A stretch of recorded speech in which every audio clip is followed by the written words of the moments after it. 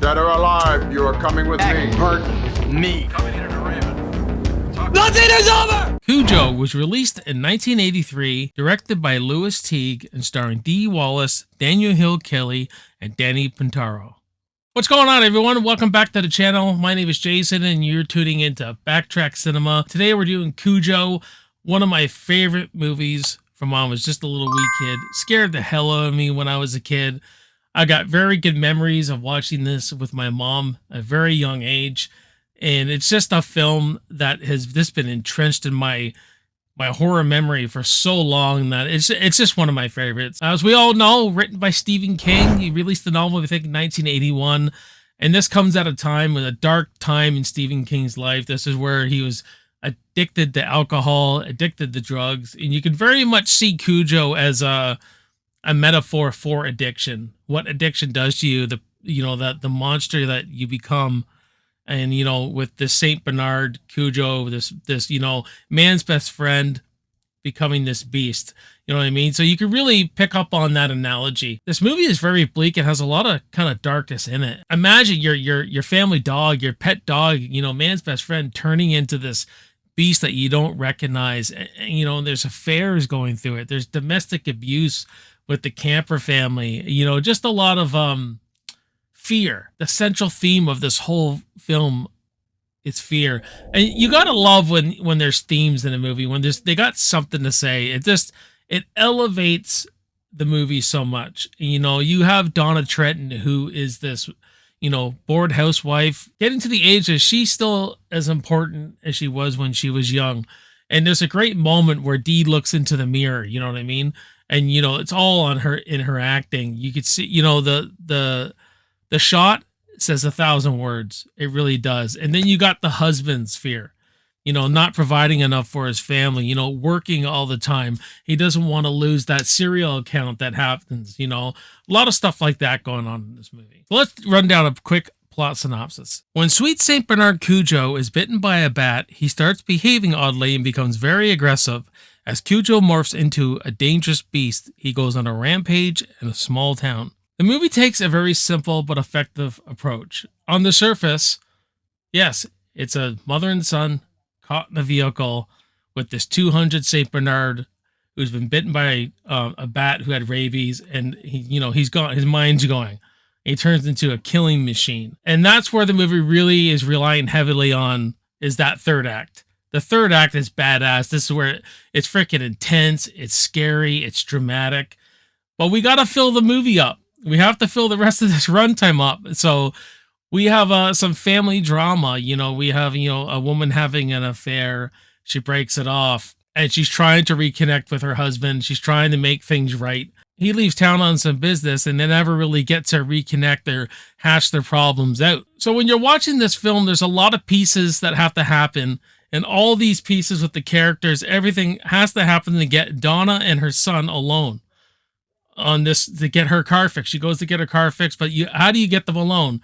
So all these pieces, all of these characters, everything's, put in place to get them alone. And if you were to remake this movie now, it just would be a CGI fest. And the reason the movie works is because they used real dogs. They used real Saint Bernards. I think they used their Rottweiler in some of the shots too, but the way Teague directed this, especially the third act, is magnificent. But it is a bleak movie, like I've said before, and there's a lot of really cool shots that show that. Starting with Tad, where he's afraid that there's this monster in his closet, and it's very dark and everything. And there's a nice shot of the family drama when they're sitting at the dinner table, but they're all in darkness, kind of. Just conveying to us, visual storytelling, that there's too much silence, and this marriage is running on empty, man. That's what it is. It's running on empty. And like I said, the central theme is fear and owing up to sins. When this woman has this affair, in the book, Tad dies. That is the price this woman paid for her sins, basically. And, you could look at Cujo as a manifestation of, I don't know, Grim Reaper or something, this dog taking her son away. There's still that obstacle that this woman made a bad mistake, and you can't help but think like Cujo's just that that manifestation of, you know, paying for your sins.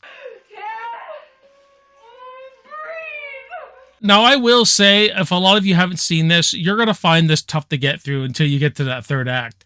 But once it starts picking up, it's about 40 minutes, I think, around that, of them trapped in the car and them, you know, them trying to fight off Cujo. They can't go anywhere. They have to lock their cars. They're in the boiling heat of day, and it's like 2 days. You know what I mean? So you're going to get a lot of tense moments. You're going to get visceral moments, very raw moments because of the real dogs, you know, and the way the trainer, you know, got them to do things they did. It's just magnificent to watch. I am pretty mixed on the pacing of the movie. It doesn't bother me. I get all the pieces they got to set up so that we can get to this third act. The reason it's so watchable, let's move to the performances. Dee Wallace. No matter what I hear about this movie, negative reviews, positive reviews, one thing is certain. Dee Wallace is absolutely incredible in this film. And Danny Pintauro. Both of them. I think both of them are fantastic. As an actress, she really goes to that place of fear. There's real intensity to it. You can relate to her. If you have kids and you've ever had, you know, your child panic or, you know, when they're so scared and everything, in that moment where she's like, you know, I'll find your daddy. Okay, I'll get your daddy. Or where she's trying to calm Tad down in the car when they first meet up with Cujo. Like the first time they get attacked by Cujo. She's like, no, it's just the doggy. This is doggy. And he's like, how did the monster get out of my closet? So there's something kind of earned there. But it's like, how did the monster get out of my closet? Because Cujo literally is a monster now. And just the way she's trying to calm him down. And, you know, she's getting full of anxiety. And she's like, listen, Tad. And she's got to, you know, he keeps screaming and screaming and screaming. It's fantastic. You know, does so much with her eyes, too. The way, you know, a good actress, a good actor can convey so much with their eyes. And Dee has that quality of just, you know, that you put the camera on her eyes, she can tell you so much. And it's all in the performance. There was great cinematography in this movie. There's really great suspense and mood, all done with the camera, along with the music. And we'll talk about the music in a minute. But you know, when Cujo comes out of the fog, that's a really good shot. When he's really rabid and his owner, like the little kid, it's just like, you okay, Cujo? It's just, think how terrifying that would be if that was your dog and you didn't even recognize him anymore. He's, you know, he's dark and he's all, the rabies is really setting in. Cujo? Another thing I like is how you get Cujo's point of view in a lot of things. Like when Dee Wallace is swinging the bat around, you know what I mean? And she hits him and you get his point of view of everything. I really love those shots. And the execution of some of the scares. One of the most iconic moments in this movie is where Louis Teague tricks you, you know, where the doors open and Donna Trenton's trying to buckle up Tad and you see the camera moving in on her. So you just assume it's going to go to the opposite side. We'll see Cujo and the big scare will happen.